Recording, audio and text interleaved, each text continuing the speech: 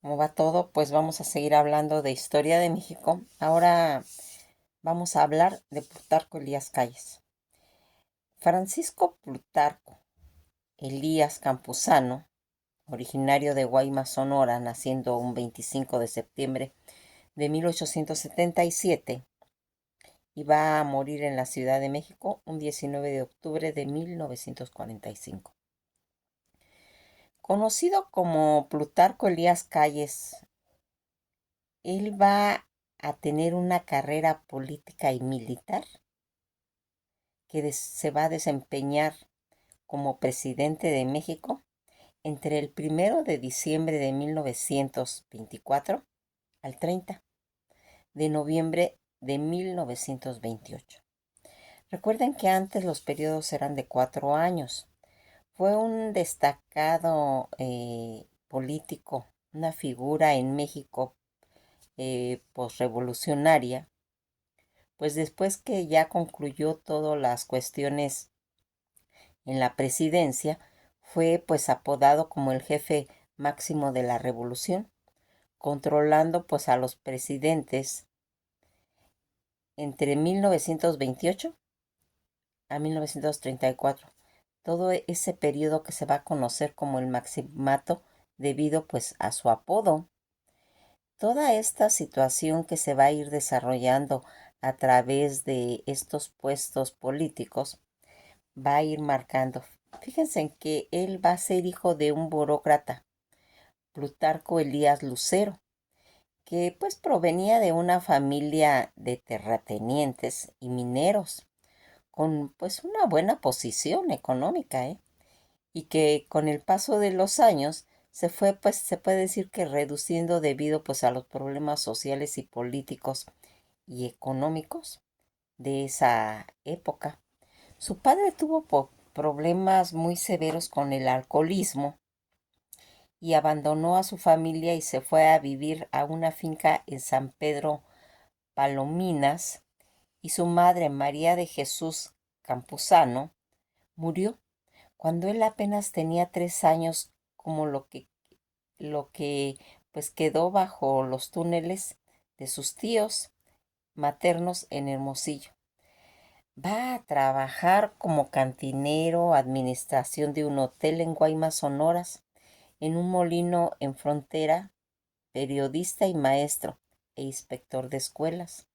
Ya cuando se acercaban los años de 1911, fue nombrado comisario de Agua Prieta, donde sofocó un levantamiento magonista.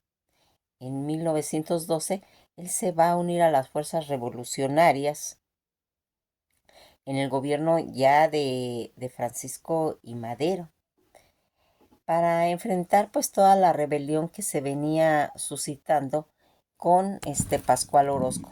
A la caída de Madero, todo va a ir cambiando, que ocurriría en 1913, se va a unir al constitucionalismo, pues encabezado por Venustiano Carranza.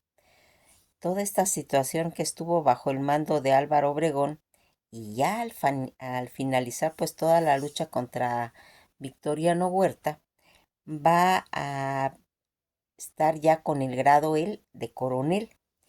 Va a enfrentar con éxito pues todos los ataques de Francisco Villa en Sonora desde Agua Prieta. En 1915 va a ser nombrado gobernador interino de Sonora.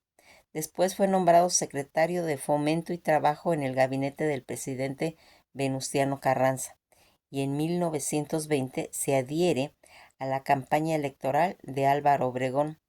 Al triunfar el plan de Agua Prieta, va a ocupar la Secretaría de Guerra en el gobierno de Adolfo de la Huerta y posteriormente la de secretario de Gobernación en el gobierno de Álvaro Obregón. Favorito de Obregón, en 1924 va a ser elegido presidente de la República.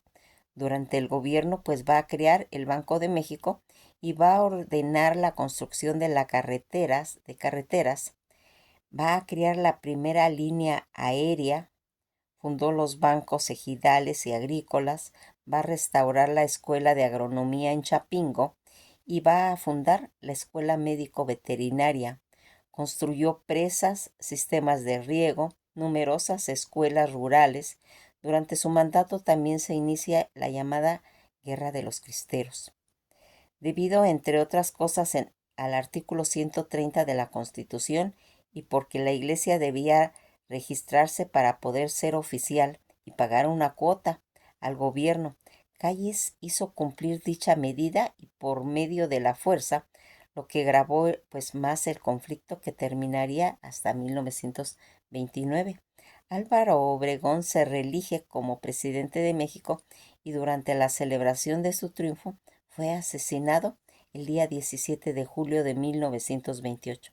Es importante aquí destacar que en un contexto que era, pues se puede decir que propicio para que Calles extendiera su mandato, para sorpresa de muchos, en su último informe de gobierno creó la llamada etapa de las instituciones de la Revolución Mexicana, y gracias a ello y conforme a lo dispuesto en la Constitución, en el Congreso de la Unión va a designar presidente interino a Emilio Portes Gil, quien convocó a nuevas elecciones para 1929.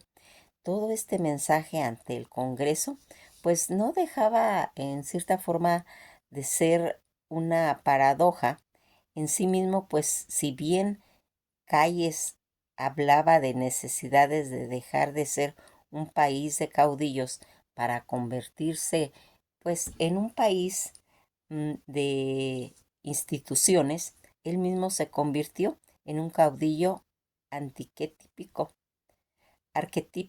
de esa época. Ya el 4 de marzo de 1929, Calles y varios militares caudillos de la Revolución Mexicana van a fundar el Partido Nacional de la Revolución, PNR, antecedente al PRI. Este partido nació como una federación de partidos políticos regionales, grupos políticos diversos, generales y caudillos sobrevivientes en la lucha armada. El primer candidato presidencial del PNR fue Pascual Ortiz Rubio, quien resultó elegido presidente en 1929. Ya desde entonces hasta su expulsión del país, que sería en 1936, Plutarco Elías Calles jugó, pues se puede decir, un papel muy importante en cuestión de ser la clave en la política de México. Y entonces se le conocía como el jefe máximo de la revolución y como el maximato, que sería desde 1928 hasta 1934. Y en 1932, Pascual Ortiz Rubio renunciaría a la presidencia después, pues, de no soportar las injerencias de Calle en su gobierno, y en su lugar es nombrado al presidente interino y general Abelardo L. Rodríguez, quien se va a ocupar de los asuntos, pues, en cuestiones administrativas, y Calles en cuestiones de la política nacional. En esa época se modifica el artículo tercero de la Constitución para la enseñanza de educación socialista. En 1934, Calles postula como candidato al presidente general Lázaro Cárdenas. Con el llamado de Plan Sexenal Cárdenas es elegido y Calles impone gente pues de toda su confianza en el gabinete presidencial. Ya en la madrugada pues del día 10 de abril de 1936, Cárdenas, acompañado de un grupo militar, va a sacar a la calle de su casa en pijama y lo conduce hasta un avión con el ejército mexicano, que lo llevará a California. De esta manera, Cárdenas expulsa del país a Calles y pide la renuncia de todos los callecistas en su gobierno. Plutarco Elías Calles va a fijar su residencia en Manuel, a nombrar su residencia en San Diego, California, y no regresa a México sino hasta que el presidente Manuel Ávila Camacho va a ser, al final de su mandato, le permite de nuevo residir al país, a donde retoma gravemente, pues ya viene enfermo, en la cual pues va a morir un día 19 de octubre de 1945 en la Ciudad de México. Fíjense en que todas estas situaciones por las que él va a ir ocurriendo en cuestiones políticas se va a ir marcando. Los orígenes de Elías se atribuyen a judíos sefardíes. Sus, sus antepasados pues dicen que llegaron a México a finales del siglo XVIII y van a ir pues comenzando a destacar en la sociedad como terratenientes y mineros de éxito, amasando pues una gran fortuna que se redujo pero que no se perdió en su totalidad, y en los disturbios y guerras del siglo XIX el más sobresaliente de sus antepasados fue su abuelo, el coronel José Juan Elías Pérez, que nació en 1824 y murió en 1865. El Chinaco le apodaban, aguerrido militar liberal que murió en combate contra las fuerzas imperialistas cuando estaba Maximiliano I en México. Su hijo Plutarco Elías Lucero, en 1948 a 1917, él va a estudiar Derecho y trajo como funcionario político, va a ser un diputado local en el distrito de Ures, y en 1872 prefecto de Guaymas. Ya en 1874 su principal, pues se puede decir que preocupación desde su modesta carrera política fue la de pues almacenar albacea de las propiedades familiares que distribuyeron por la inactividad del abigeato y los frecuentes ataques apaches que habían en esa época. Ya durante su estancia en Ures, Elías Lucero convivió y procreó a dos hijos con una profesora, Juana Lidia Malvido, una que con la que vivió hasta 1976. En ese año se va a trasladar él a Guaymas y se une temporalmente con María de Jesús Campuzano Noriega, que sería de 1844 que nace ella a 1880 que va a quedar, que va a morir. Viuda desde 1872 de Francisco Calles Araujo, tuvieron dos hijos. Los hermanos de Elías Campuzano fueron Francisco Plutarco, nacido el día 25 de septiembre de 1877 en Guaymas, Sonora, y María Dolores. Sus medios hermanos fueron Arnulfo, en 1866 nace, Aquila Clemencia en 1867 y Francisco Calles Campuzano en 1868.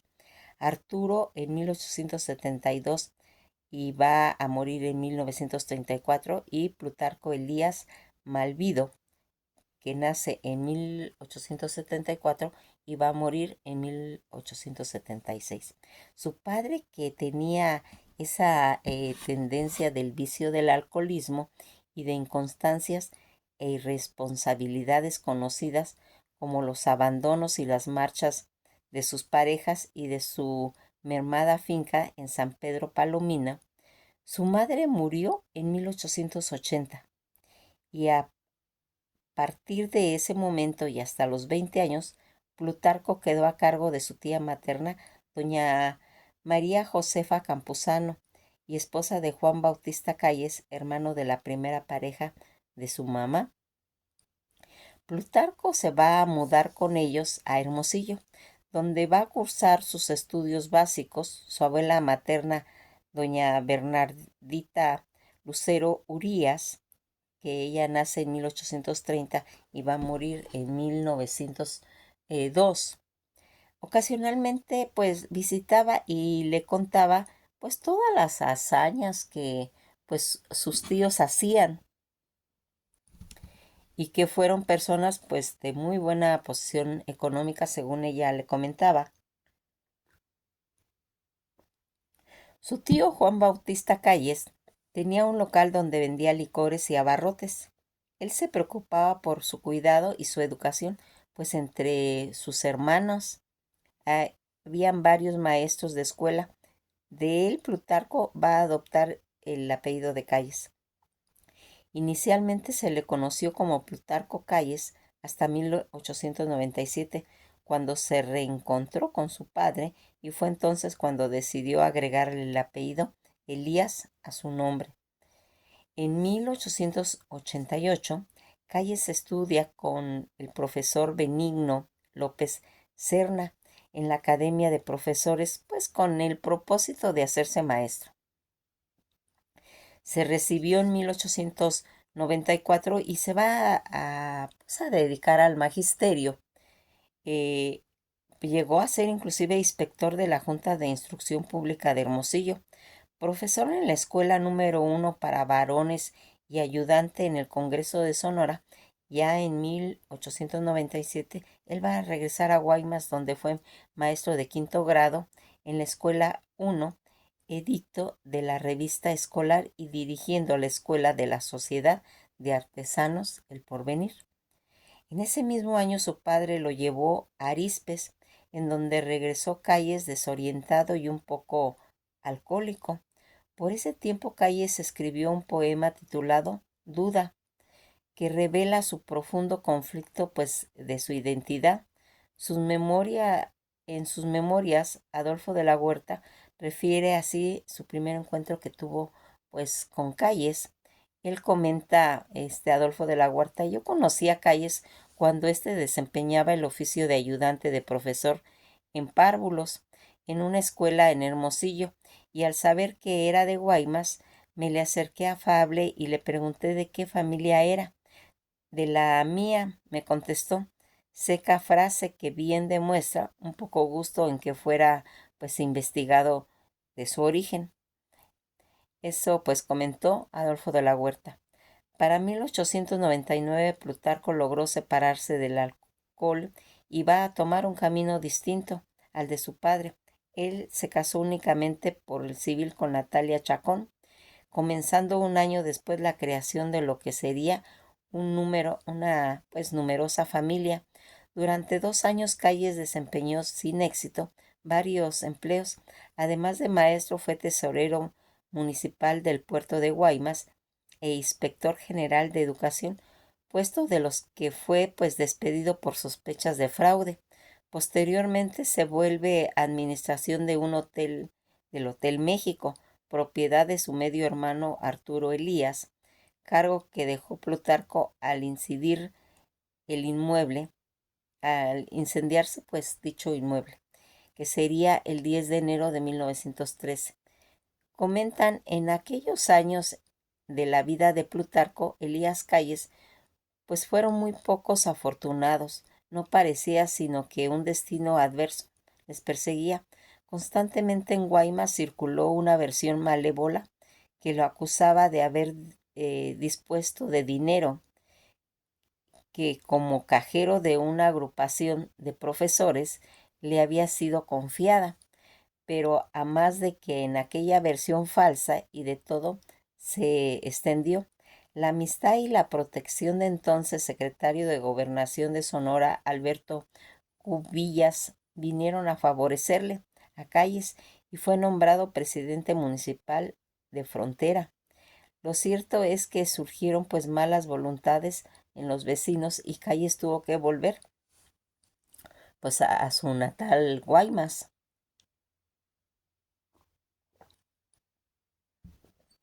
Ya en esos días, su hermano Arturo Elías era propietario de un nuevo hotel y Plutarco fue puesto pues encargado de la cantina. El hotel se incendió poco después, como habíamos dicho, y como estaba bien asegurado, no faltaron las malas lenguas que pues propagaron la versión de un incendio provocado intencionalmente, y aún señalaron a Plutarco como el autor, pero en honor a la verdad hay que decir que el cargo era infundado. Su amistad con Cubillas volvió a favorecerle y fue nombrado tesorero municipal de Guaymas, pero nuevamente la mala suerte se ensayó con él. Al recibir la tesorería de mando, su antecesor le entregó, entre otros documentos, un vale personal por la cantidad de 6,000 pesos. Calles, por exceso de confianza, aceptó el vale y cuando poco después un visitador le practicó pues una visita, encontró aquel vale. No quiso aceptarlo y levantando pues un acta se dispuso pues a consignar a Plutarco, haciéndolo responsable del delito.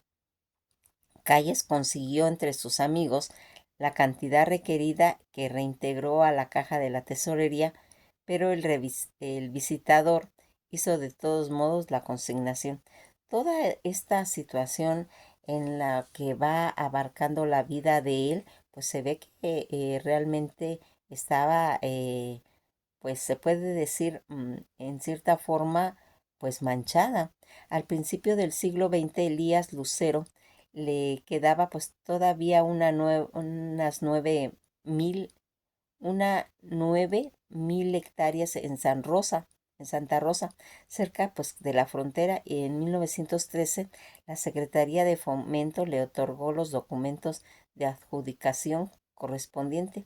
Ahí Calles se dedicó a la agricultura, plantaba trigo, papa y maíz. Sin embargo, pues tampoco en ello adquirió estabilidad económica. El labriego Calles no sabía sembrar y no tenía buena maquinaria para el negocio. Ya en 1906 se va a retirar de la agricultura y sin éxito solicitó una concesión minera. En ese año, la visita a Santa Rosa, su amigo Santiago Smithter, quien lo persuadiría de hacerse cargo de la gerencia del molino harinero Excelsior en la frontera. Calles va a aceptar y en 1910 el Banco de Sonora embargó el molino. En ese mismo año inicia una negociación de compra-venta de pastura, semillas y harinas llamadas Elías Smithter, y la compañía. En ese almacén, en esos negocios, se efectuaron algunas reuniones del maderismo guaymenense en el que Calles pues simpatizaba, y ya en abril de 1911 el negocio de Calles y Smithter cierra y por ello vuelve al alcohol. Su responsabilidad hicieron que se rehabilitara por sí mismo, pues para 1911 ya habían nacido 5 de sus 12 hijos que procreó con Natalia Chacón.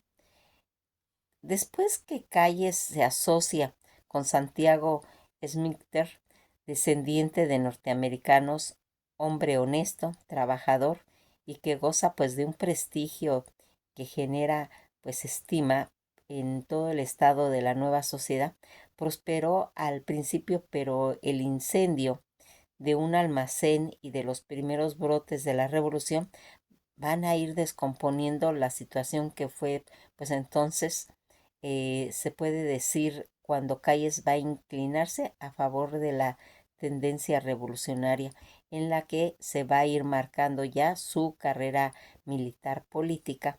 Pues en 1911 Calles abrió un comercio en Agua Prieta donde distribuía semillas, granos, implementos agrícolas, petróleo, manteca, carne, piloncillo, con el que iba regularmente bien. En septiembre de ese mismo año, su tío político, el gobernador José María Maytorena, lo va a nombrar comisario durante su cargo. Calles pues se encarga de mantener el orden, administrar justicia en la aduana.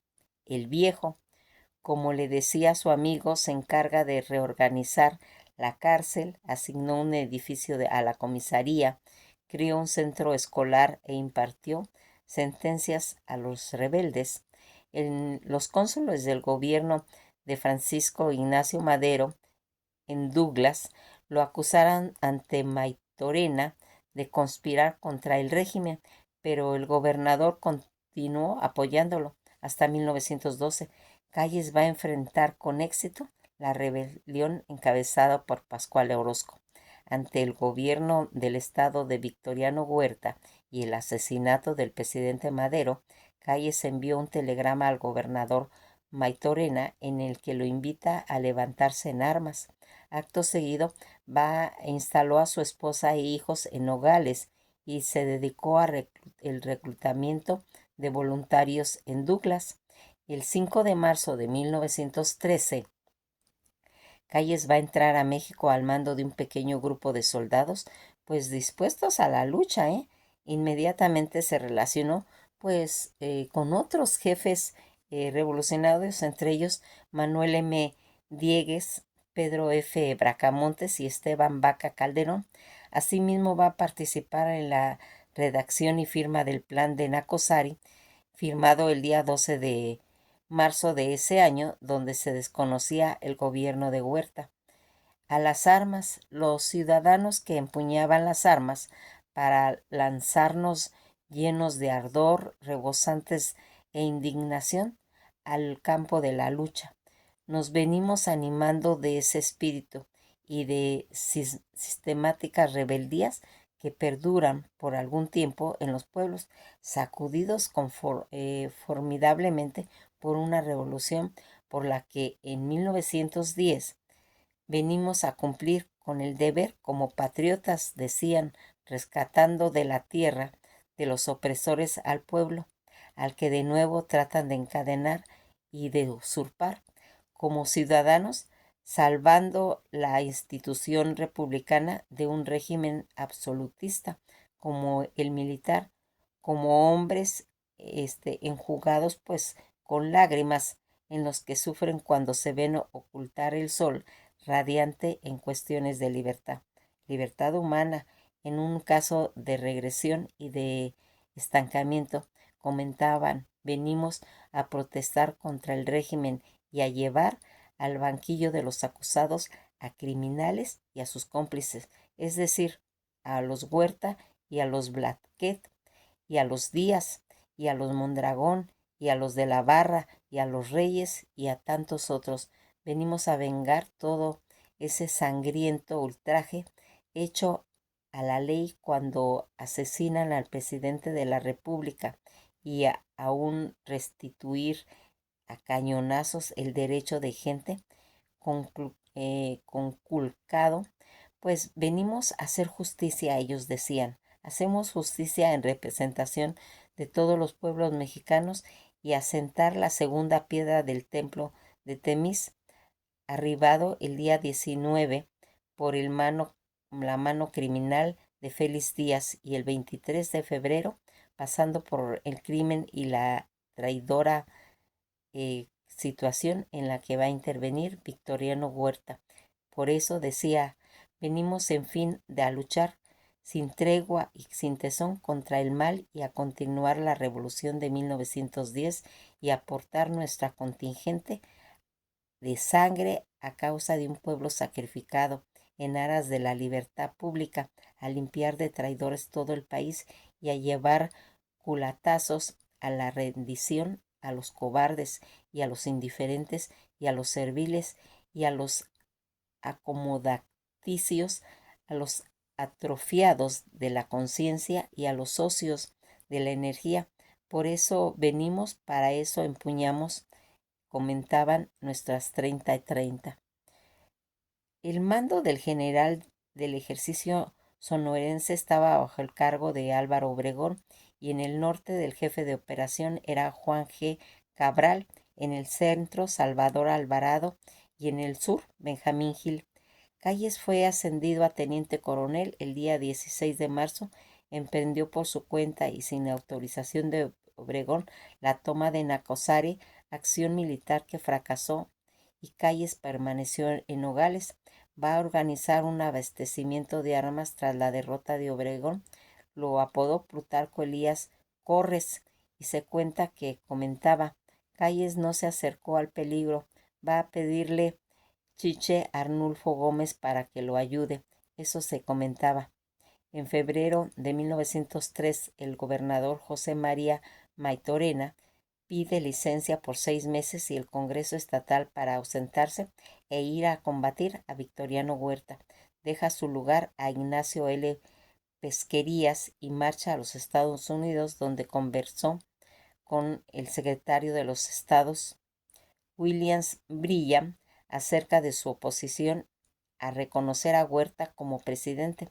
Casi ya al final de su licencia va a regresar a Sonora y Venustiano Carranza utilizó para que en agosto reasumiera la gobernatura del estado Maytorena va a reclamar el mando militar a los jefes de todo ese movimiento y esas negociaciones en los salones de la presidencia municipal de Cananea, donde se va a reunir con Ignacio Bonilla, Calles, Ignacio Pesqueira, Manuel M. Diegues y varios diputados locales para buscar en sí una forma en que Maytorena no reasumiera pues la gobernatura. Pues nos quedamos hasta aquí. Vamos a ir hablando más de Plutarco Elías Calles para ir viendo todas esas conspiraciones que se hizo saber, donde Maytorena detuvo todas esas pesqueiras, destituyó a Calles como jefe de armas en Nogales y a Bonilla como prefecto en Arizpe. Calles se negó a dejar su cargo. Bonilla y Pesquera se exiliaron a los Estados Unidos y Diego fue reincorporado al ejército de Obregón. Estuvo todo esto al mando del mismo, mientras Maytorena fue aceptado como gobernador de Sonora bajo el entendimiento de que se desempeñaría como tal hasta el momento adecuado para presidir de él. En los que vamos a ir viendo cómo llega Carranza, va a llegar a Sonora a mediados de septiembre de 1913. Que pasen un bello día y pues hablando y comentando sobre todos los aspectos de la Revolución Mexicana y los presidentes que van a ir haciendo todos estos cambios.